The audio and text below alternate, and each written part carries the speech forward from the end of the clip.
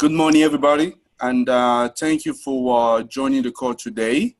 So this is going to be the first session of our new concept that we call "What is Best for Africa," WiBA.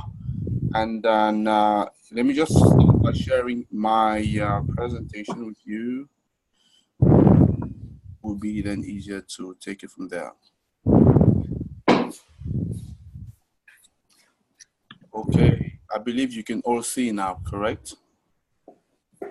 You're able to see. Okay. Okay, so let me first of all explain roughly how we're gonna run the call. So this is a new concept, and then as every new concept, so your feedback would be very much appreciated. But the way we're gonna run it, I'm gonna start by first of all doing a presentation, just setting the scene about the topic of today. After the presentation, then we can move into a Q&A session.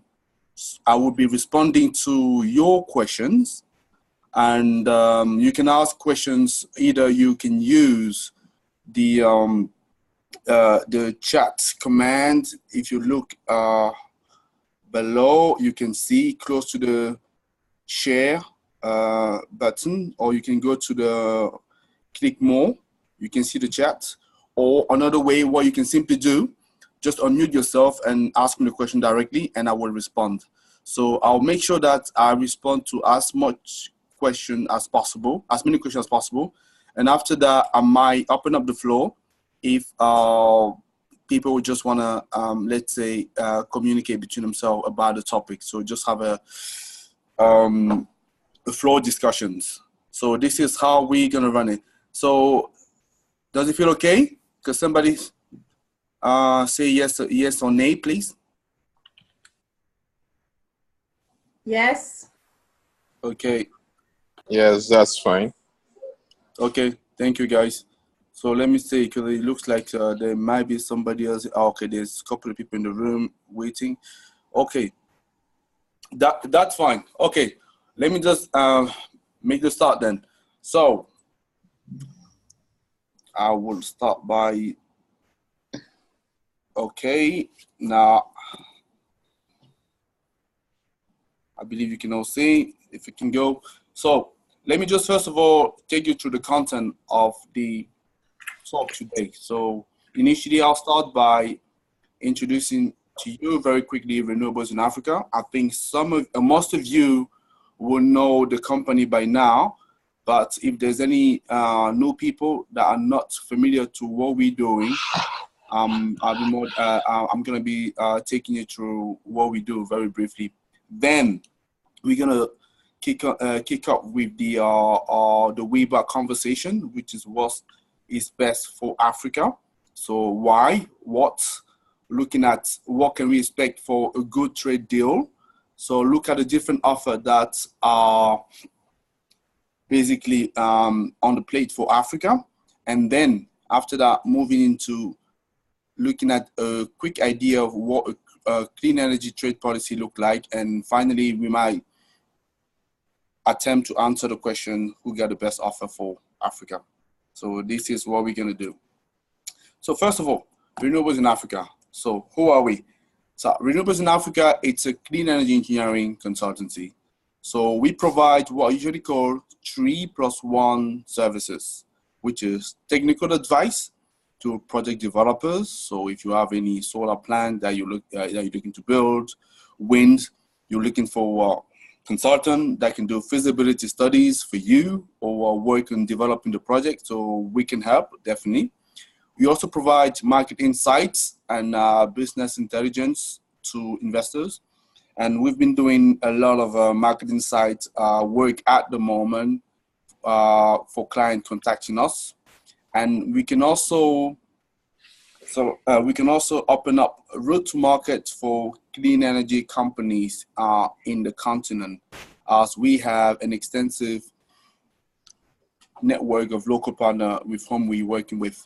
And to that, I can already say, for example, that in the call today, we have one or two of our partners that are on the line. I think we have Igwe and Joab, right? I think they connected. So 1 second. Yes, I'm online. This is Igwe. Okay. Thank you, And Igwe. this is John. Good. And we also, as you all know by now, a media platform focusing on promoting the industry, renewables energy in Africa, and building awareness because it's very much needed. As you can see very quickly here, that's a snapshot of our homepage for the website. And if you've not been to the website yet, I will strongly invite you to go and visit it. Okay. Okay, so what's on renewables in Africa? So last year in November, we released a book on the wind industry in Africa. So if you don't have a copy yet, you can get hold of one. Either you will go on our platform, so there is a link where you can purchase the book, or you can go into our editor platform as well, which is called More Books. More Books doesn't mean that I need to write more books, which is certainly the case as well, but it's also the name of the editor. And the book should also be available on Amazon, but I've been told, so you might want to make it more visible. So we're going to be working on it. So, and the book obviously going to tell you more about what is the status of the industry, looking at also the key players and outlooks for what's going to be the projection all the way to 2040. So I strongly encourage you to have one of those. So what else are we doing? I quickly referred to that when I was talking about the services that we provide. We've done collaboration work with Grant Thornton. That was at the beginning of the summer, looking at the discount rate for renewable energy project in Africa. And currently we are working on the report, and it should be available in the next few weeks. So bear with us for a moment. We are also recently partnered with an energy job line, and we are looking at the skill shortages in the industry. We're currently running still the survey, and after that, similar to what we've done with Grant Thornton, we're going to be looking at the finding and come up with a report that we be able to share with the with industry. We're doing off-grid project in East Africa, currently working on a pilot project with a company called Comparisol. Some of you may have heard of it already, so if not, more than happy to respond to your questions either after the presentation or later on when you contact me. So we're also engaging with a waste-to-energy project in the Philippines at the moment. I know we call renewables in Africa, but as you can see, we're sort of extending our reach, and we're doing a lot more work as well. So why are we doing what is best in Africa? What is the reason for this new concept? There are actually three main reasons. So as you all know, there has been a number of changes in the global economies at the moment. One of them, for example, Brexit. Everybody's talking about that at the moment. So you might argue it doesn't really affect Africa. Okay, so I would argue the opposite. We also have obviously the election of Donald Trump that also very much changed the offer from the American perspective, and changes as well in the industry. And what those changes are doing, they bring new pattern on the development of industry, and certainly create a new trend with regard to the direction of natural resources and also the volume that are exchanges. And it's particularly interesting because for this second reason, so the African continent is very much at the receiving end of the stick, because Africa actually holds approximately 30% of the natural resources in the world. And with all those new direction happening, so you can be certain that there is an impact on the continent. And what we have observed, or at least that was our analysis within our team at Renewables in Africa with our partners, we believe there's still a lack of awareness on what the impacts on the social economic fronts are. and also on the political front from all those changes. So that's why we wanted to launch this new concept to encourage people to look at what is the place of Africa and how Africa should be sitting with all those things happening. This very much is what I've trying to describe into this slide. And the WiBA Call, the WiBA conversation, it depends how you want to call it. It's simply going to be a weekly online conversation that will be exploring the opportunity and challenges that the continent face. And we'll be focusing in on two growth sector, so renewables energy and technology. Because to our knowledge, we believe those are sector that can pretty much help Africa to leapfrog other continent and substantially increase our growth. The conversation is going to happen every week with a speaker that I'm going to be bringing. Not every week. It depends on the availability of the people, but that's the aim behind it. And we were quite very fortunate because from the start, we have received the support of a company called MN Capital Africa Advisors. They were very, very supportive of the concepts, and this is already a tremendous help that we are receiving. So we're going to be working very much hand in hand with them. Okay, 1 second. I'm just taking somebody that's joining the call. Okay, so a good trade deal. So what can we expect for that? First of all, what are we calling a trade deal? So there are many definitions.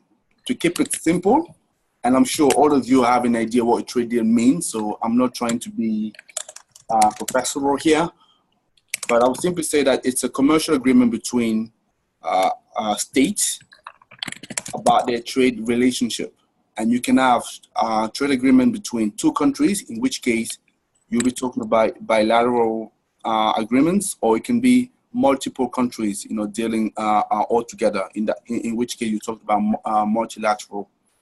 And essentially, a good trade deal should be achieving three, I would say, key objectives. There are certainly more, but according to me, these are the one that we should have in mind when we're talking about what is good for a country when they start negotiating with counterparts. You'll be looking at the elimination of tariff or non-tariff barrier. So what I mean by non-tariff barrier here, so I'm talking about all those barriers that I would say will stop the import and the export commerce between countries and wouldn't improve that per se. So those barriers, for example, could be delays at customs.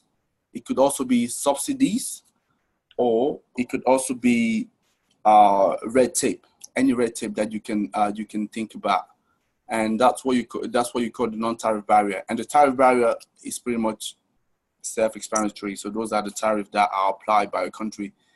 An example is very recently the tariff that the US has been applying or is thinking of applying to China. I think it was about $200 billion.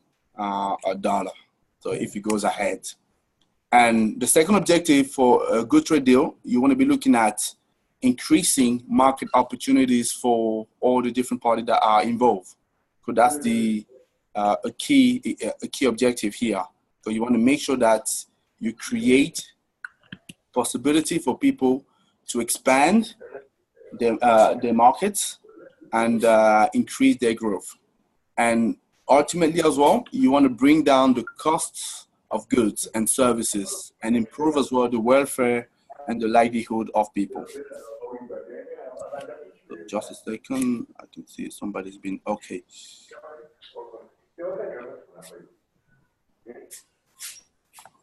Okay, so what are the different offers for Africa? So on this figure, you can see the main partners that we can see. You have the European bloc, which is altogether taken altogether are the biggest trade partner for Africa. But in terms of the single biggest trading partners country, that's obviously China, because as you know, China has been investing significant amount of money into the continent for the last 2 decades, pretty much. And then you have the other usual suspect, the US. And the reason I've added the UK here, it's simply because we know that Brexit is on the way, so it should happen, I believe. So let's see.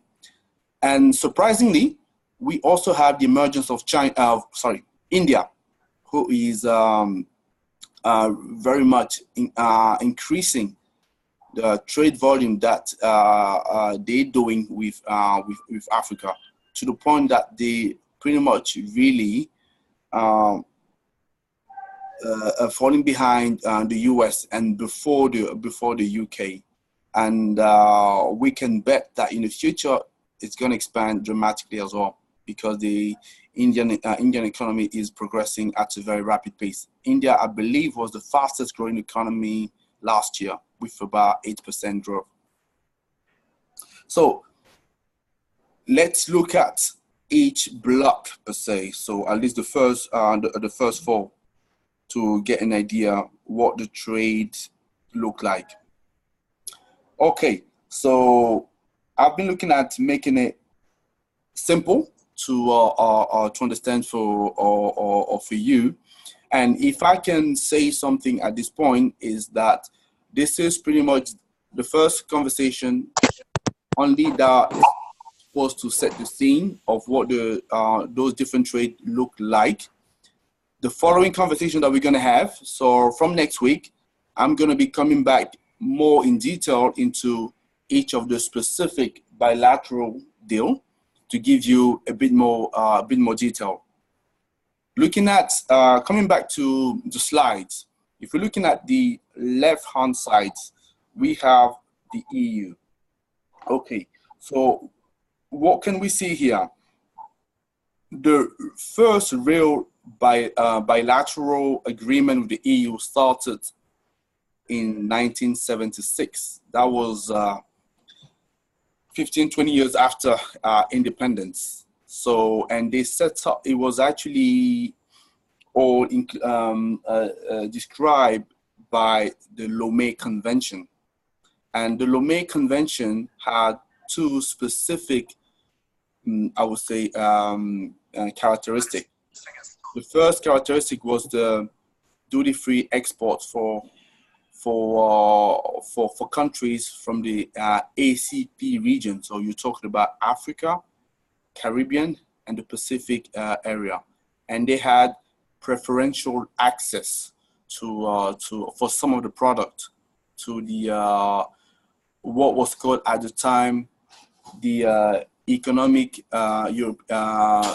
European, I believe, Community, EEC. So I'm hoping I'm right with the description here.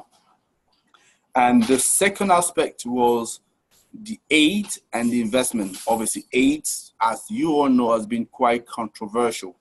So the aid was managed by the European Aid Fund, and the investment was managed by the European Investment Fund. So that was set up in the Lomé Convention, Lomé, which is the capital of Benin. And that trade framework lasted all the way until 1999, and it was replaced in 2000, the year 2000, by the Cotonou Agreement. So you might be wondering, why was the need to replace that framework? I think the biggest reason, I would say, was the emergence of the single market, the European single market, because the European Union was in construction, and with the emergence of the single market. So the preferential access of some of the product that was decided by the Lomé Convention was not very much applicable anymore, because the preferential access meant at the time that some countries from the ACP had specific deal with each of the country of the European Union, if you can call it at the time. For example, you have a number of Caribbean islands that had specific deal with the United Kingdom, and with the emergence of the single market, it meant that some of their products were actually threatened by new supply coming from other parts of the world that was inundating the market all of a sudden, making the Caribbean product not competitive anymore. Yeah. So the Lomé Convention was then replaced by the Cotonou Agreement, and the Cotonou Agreement had also specific specific element there. So we still had the duty-free exports, but the duty-free export this time was reciprocal, and which means that those countries will have access to the European market, and the countries from the EU will also have access to those countries. Obviously, there was some restriction that were applied to make sure that the local market in those developing countries were also protected. I have to say that the agreement that we see here, the EPAs, which stands for European Partnership Agreement, it's also very specific to the Cotonou Agreement, developed from 2008. They are not yet fully implemented. It's only a partial version, that it's an interim version that is still that is applied at the moment, because the negotiations are still ongoing. Another element that was key with the Cotonou Agreement was obviously the aid and investment, including the good governance. So one thing that's very key here in terms of the trade agreement for the EU, especially in relation to our topic, the clean energy, was the recognition in 2010 of the climate change challenges, meaning that mitigation and adaptation to climate change needed now to be added to the agreements for between different countries, especially developing countries were subject to a lot of the impact and consequences from climate change, and they needed, I would say, some support from the richer countries. So, as we know, the UK, it's moving from Europe. And recently, Theresa May has been traveling in Africa, 3 countries, Nigeria, Kenya, and South Africa. And you might be wondering, what is the key objective for the UK? And I believe it's important for African countries to understand what they want. So the UK is looking for essentially two objectives here. The first objective is to maintain the EU deals that were there before. One second. Was the EU the first objective of the UK is to maintain the EU deals that was struck with African countries, but also to increase the trade. Why increase the trade? Because it's we believe that with the departure from the single market, there might be some deficit in terms of the trade. And UK being one of the largest investor from the Africa energy sector, we can bet that for the clean energy sector, all of a sudden we might start seeing a lot more company from the UK investing into the continent. So that's one thing also to keep in mind. So I would say we pretty much want to be looking at what's going to be the negotiation between the European bloc, to know as African country how how to position itself. Okay, now moving on to our next agreement. So China and US here. So China as well started the agreement with Africa back in 1978. That was at a time when China was changing the whole economic model to become a lot more driven by markets. And with economy growing over 2 decades pretty much, they needed more energy, more power. Obviously, where did they look for to get that power? Obviously, Africa. And they started putting together a specific program, which is called the FOCAC. That's the forum between China and Africa. It's happening every 3 years, and essentially based around putting in place duty-free export and preferential access for some of the products for some of the African product to Chinese market, and vice versa as well. And it was also focused on help developing loans from China to Africa. I know, especially recent days, there has been a lot of talk about the loan and potentially the debt African country would have toward China. So it's quite controversial at times. So I'm not going to detail that just yet, because as I said, there's going to be a conversation going to be talking about that a bit more into detail. And obviously we also have the FDI, which stands for foreign direct investment. Again, for China, one thing to be very clear about here. So their last meeting between China and Africa was recently as well. I think it was last month. And what was quite significant also here in terms of clean energy space was actually the addition of the Sustainable Development Goals 2030 on the agenda. Because before it was not really the case, because much of the trade agreement of China to Africa was focused on infrastructure, so building rail, road, ports, and so forth. So now, with the SDG coming on board and China being one of the a big economy in terms of clean energy, so it can be expected that China will also now starting developing a number of projects on the continent.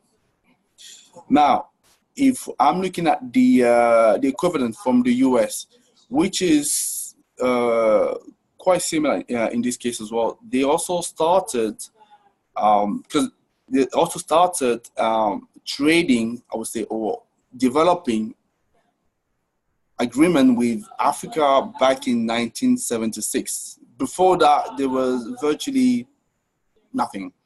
And at that time, when the US had the trade agreement system, sorry, I think, yeah. So the duty-free export was applied to about 100 countries from developing world. Yeah, that's what was in application. And what has changed for the US was the AGOA program, which is the African Growth Opportunity Act, which was passed by President Bill Clinton in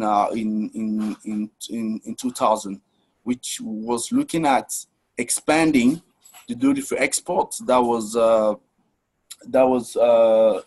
aimed at developing countries, but as the name is saying here, focusing on African countries. There were about 49 African countries that were eligible, and I believe about only 37 or 38 did make proper use of the program. So the program was meant to last all the way until 2008, but it has been extended ever since. And I think the next renewal should be due, I believe, this year actually.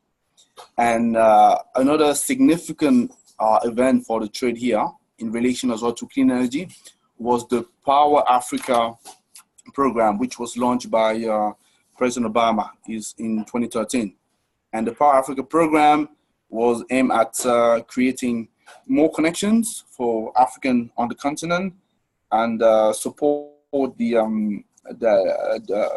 construction of about 30 gigawatts of power generation on the continent. And that's about it. For India, I have not added India here on this slide, but India had a similar development than China, and they also having a regular forum that they're running every 3 years, and they started a program at the turn of the decade, about 2001, and that's where they grew the economy from zero to pretty much, as you saw at the beginning, 50 billion in 2015. So that's in a nutshell, quick overview of different trade agreement in place with Africa. Just to give you an example of policy that are in place at the moment. So if you're looking at Kenya, for example, at the moment, Kenya, you have an exemption for the VAT and also duty-free exemption for solar products that are coming into the country. That's an application since 2014. Previously, the VAT was about 16%. And you also have a duty exemption on the raw material that are used to manufacture solar into the country. So it's quite important to notice that here. But it's also important to mention that there are 55 countries are in the continent, and policies are very much different. So if you take, for example, the case of Nigeria, it's a big market and probably one of the biggest markets to come, if not the biggest. At the moment, there's still no solar market framework in place. It's currently been in development with many organizations. I believe GIZ is one of them, helping the Nigerian government to develop the framework. But at the moment, not really fully operational. And as you can imagine, the solar product do not qualify yet for the zero import duty. And by not having a framework in place, you can guess that the production cost in Nigeria will be higher than those costs in Kenya, for the simple reason that the regulatory framework is not yet favorable to the industry. So that was, I think I have one more slide that I needed to show you, and trying to respond to the question. So who got the best offer?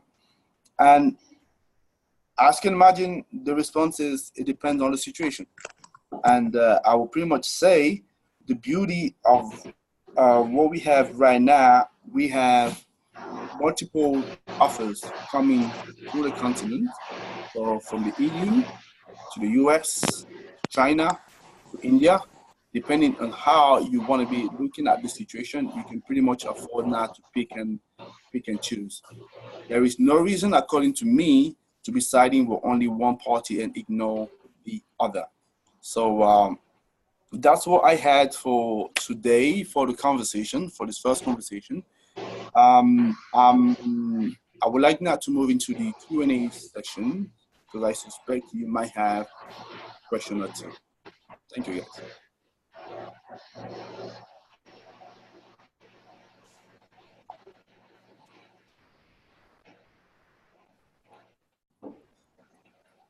Okay, so, I can see I have one more question here. Okay, that was just for the noise. Yeah, apologies for the noise. I think now it should be sorted.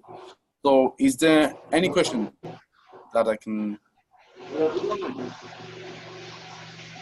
that Christopher? Christopher? Yeah, I can hear you. Can you speak a bit loudly, please?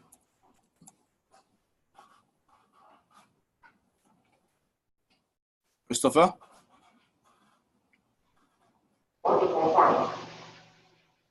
Okay. Christopher, so if we can't hear you, let me just move. I know, Igwe, you had a comment.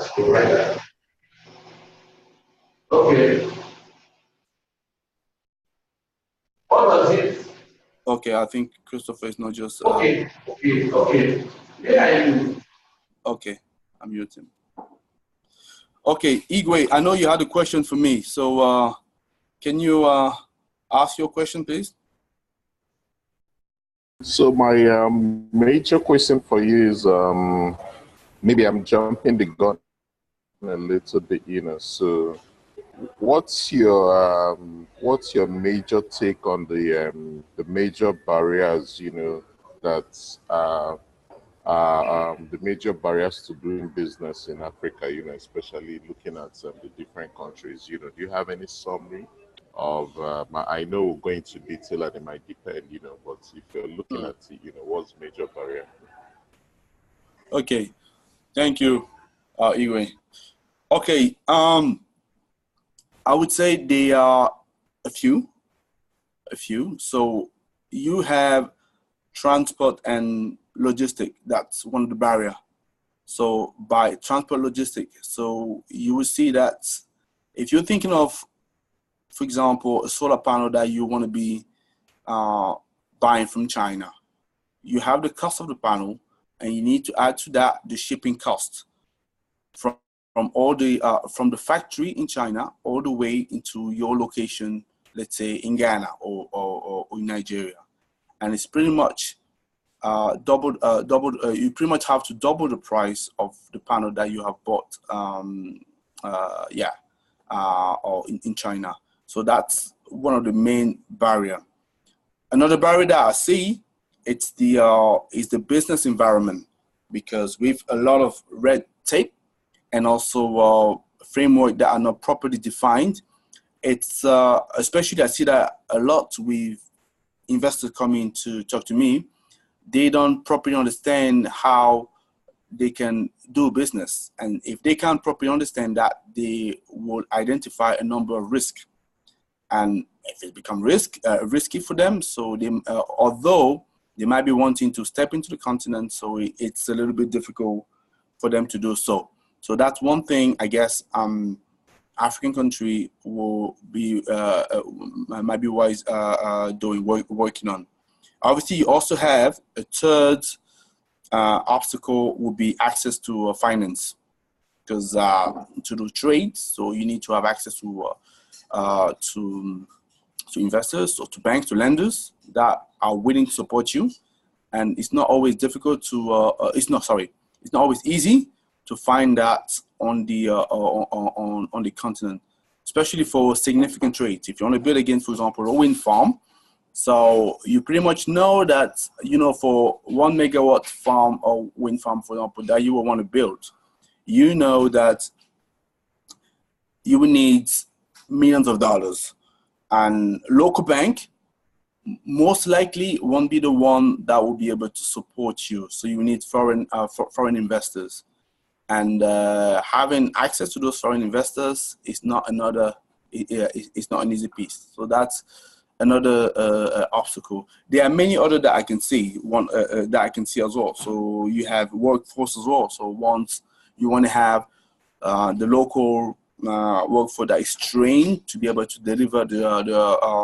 a particular trade, so that you don't have to fly people from far away, because one of the things people are complaining on the ground, in the case for Chinese contractor, for example, it's that China will be funding some project, yes, but they will not really be training people on the ground. It's not always true. It's not always true, but in some of the cases, it is. They won't be training people on they won't be training people on the ground. They will bring their workers. So once the job is finished, they will go back. So this, obviously, as you can see, doesn't really facilitate the transfer, the skill transfer here, and that's another barrier. So yeah, that's just a couple of reasons that I can see. So hopefully, I think I have one more question that I see. Is that okay, Igwe? Can I move on to another question? Yes, that's fine. Okay, so I can see another question from Joab here, and he's asking, so how many countries in Africa have duty-free solar products? And do you think duty-free solar products have a major impact in regard to implementation of green energy? Okay, interesting question. So the first part, so how many will have duty-free solar products? On top of my mind, I don't know. That's a simple answer. It's something that I can find out and share with you, Johab. I know a few countries like Kenya, I think Tanzania as well, or whatever. I believe Cameroon does have as well a duty-free solar product. I believe Morocco as well will have it. So there are a few, but the list, I don't have it on top of my mind. And do you think duty-free solar products have a major impact in regard to the country implementation of green energy? I would say yes, because it's all about bringing down the cost. So if you're reducing the import duty and the VAT, you're bringing down the cost. Meaning that you're making a lot more project bankable, and also you are attracting investors into the country. Bear in mind that, for example, in the case of a solar panel, of a solar farm, you would have about 50% of the cost that is linked to either the solar panel or the inverters, and all of these, I would say, equipment coming from outside. And if you're applying duty import into those to these costs, you can see how you can inflate very quickly the cost of a program. So by canceling those ones, yes, you do have a significant impact onto the green energy. Okay, I have another question as well that I can see. So, okay, let me read a question for you guys. Should we favor a trade deal that will favor infrastructure instead of clean energy over the rest, as is one of the main reasons Africa struggle to trade? Good question. So, should we favor? I would say, I don't personally think that we necessarily need to favor infrastructure, for the simple reason that the biggest trade partner of Africa at the moment is China, and the large majority of the investment of China has been on infrastructure already. And so that's already in place. One of the issues, though, with that infrastructure, it's that I don't want to be stepping into the Chinese here, obviously not. I'm just stating some of the issues that people have observed. It's that it might not always be of, I would say, good or strong standards. So I guess the money that's already here going to infrastructure might want to be sponsoring, let's say, stronger infrastructure with better standards, and not leave over the clean energy. Because I strongly believe that for an economy, because Africa at the moment, the population is growing, the economy is growing, and we also have the issue of urbanization of the rural town. So the demand for energy has been obviously expanding significantly. And for us to be able to meet that, we need to build more power plant. And there's essentially two ways you can do it. Is either you extend the grid, or you can actually use, you can also use some off-grid solutions. The solution I suggest should be both, because in some cases, obviously the grid, is the best way to connect many people in one go, but it takes time to develop to expand the grid, and in some cases it's not financially doable to do so. Where, for example, you talked about a remote location where you don't have enough people, and also where you might have population with a low income. So the connecting cost per capita could be quite significant. So it could be an impediment to the electrification. So it has to be a collaboration here. So between both solutions. So I don't think we need to favor infrastructure per se. I just think that it has to, we have to back, let's say, better project and better standards. So that's what I would say. So let me pick up another.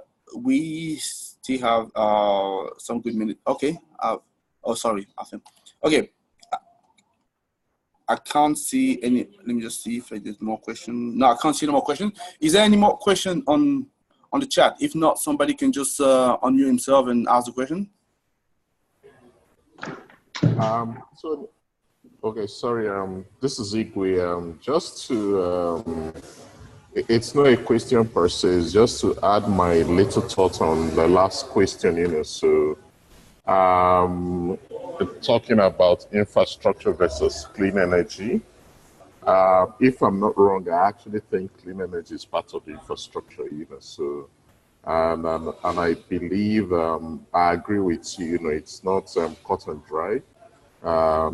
It all depends, you know. So in terms of solutions, you know, it's not just the infrastructure that is the only problem. You know, we have we've talked about the policies and the regulatory environment that we have.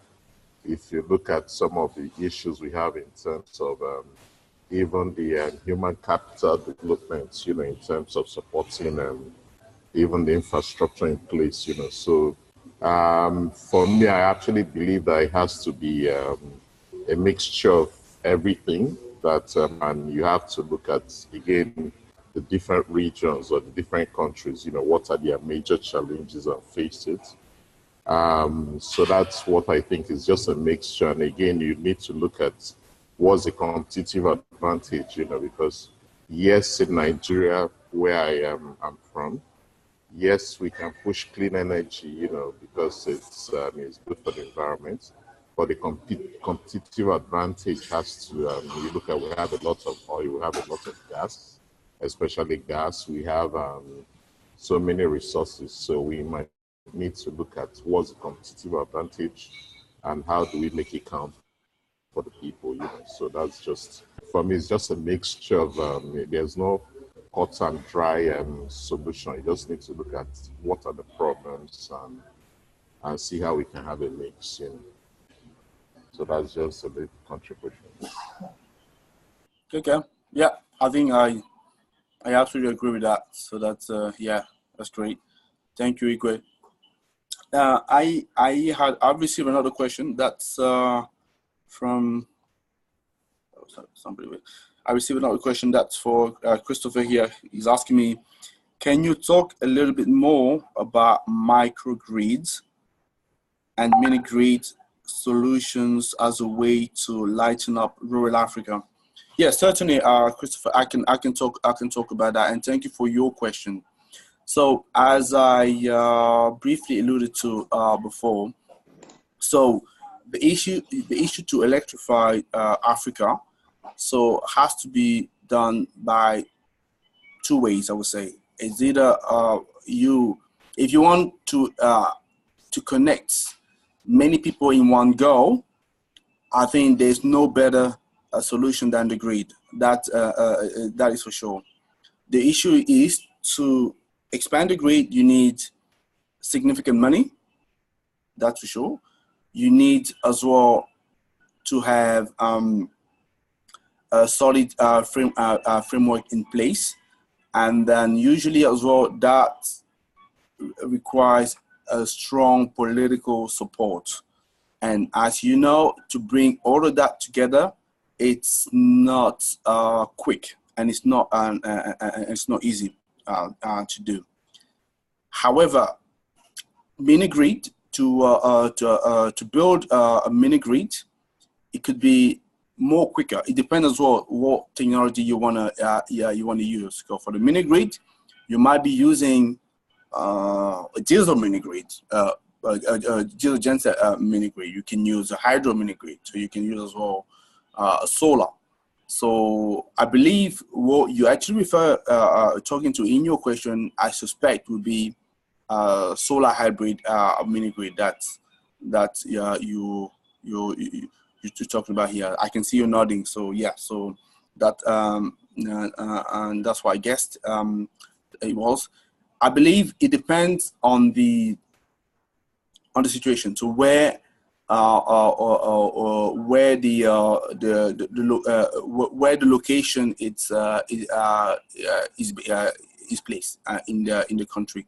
So to make a viable solution with the mini grid, so you would need I'll say a number of people that will be connected to the mini grid to make it workable. You also will need to properly examine the level of income that your customer will have. And one of the key questions with the mini grid, when people are talking about that, is actually resolving the question of, first of all, what's going to be the projection of the energy demand, basically, yeah. Because don't know whether you heard about the term energy ladder. So it means that when you don't have electricity, obviously, you don't miss you're not missing anything. As long as you are connected, you have one lamp, you have a TV. All of a sudden, guess what? You want to have more because it brings some convenience into your life. So you have a TV, you have a fridge, and so on. So for the mini grid developer, it's about running some good projection to understand what's going to be the energy demand in the next few years for the locality. And then the other question as well is, how can you, so what do you do if the grid does arrive in that area? Yeah, so that's important. Would the mini grid all of a sudden become obsolete, or would the mini grid be connected to the grid, or the mini grid will have to shut down and move to another place? So all of that needs to be looked at. But definitely, it's one of the, let's say, key solutions. And I know, for example, in Nigeria, and I'm sure, I think you're in Nigeria as well, Christopher. So you probably heard about the 10,000 mini grid that the government has launched. And I know that the program at the moment is gathering pace, and because the ecosystem has been built to make sure that some traction gather out there. So hopefully that gives you a bit of a response. So the few parameters that you want to be looking at. Yes, it's a solution, but you want to be looking at a few parameters to see whether that will work or not. If you can either to connect people. Is either the grid, the mini grid, or the solar home system. So the solar home system, that's an individual household. You don't need per se to be close to another house or not. You can have it on your own as long as obviously if you're doing mobile payment, as long as you have a good mobile connection. Otherwise, you will pay with cash. So yeah, so that just gives you an answer. So wow, I have a couple of minutes left. So let me just tackle the very last question very quickly before wrapping up. So how did India manage to electrify the entire country, and shouldn't we favor India? Oh, okay.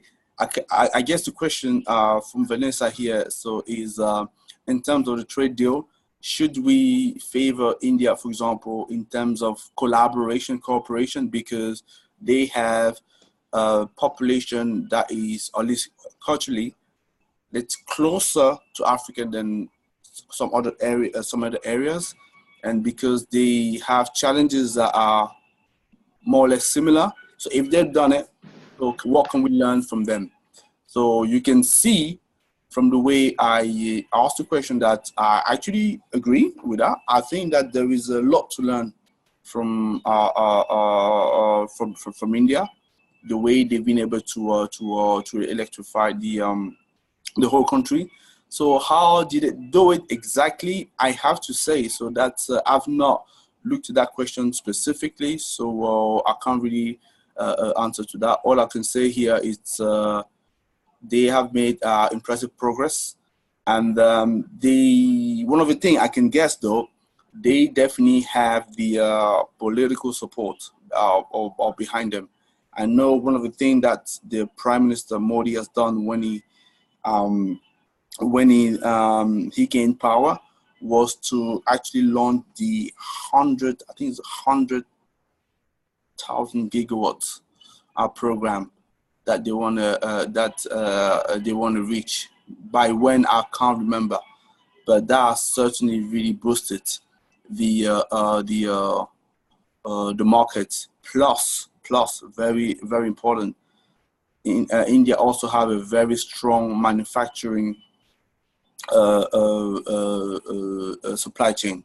This is very important, meaning that they can actually manufacture goods locally, meaning that they bring the cost down. They don't need to ship that somewhere else, if not shipping within the same country, but the cost will still be very, very much significant. And they are closer, the proximity to China, meaning that they can also bring product from China at a relatively low cost. I suspect the connection, the transportation links between the two countries are also very strong. Meaning that as well, that's another way to bring down the cost. India also has a very good and skilled workforce. That's also very, very helpful. And India is strong on IT and telecommunications. So they actually a lot of advantages for them here. So yeah. So okay. So very quick thing. Then we'll finish here.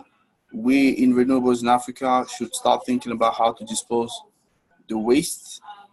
Okay.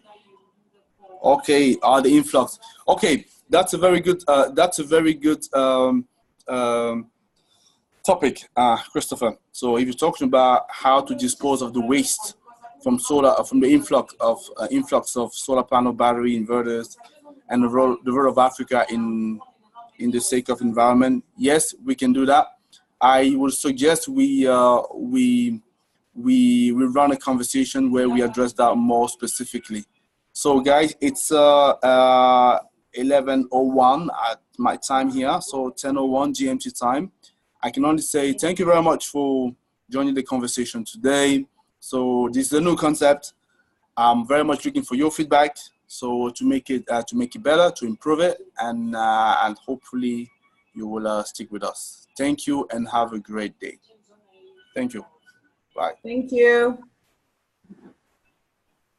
Yeah, thank you. Thanks, bye.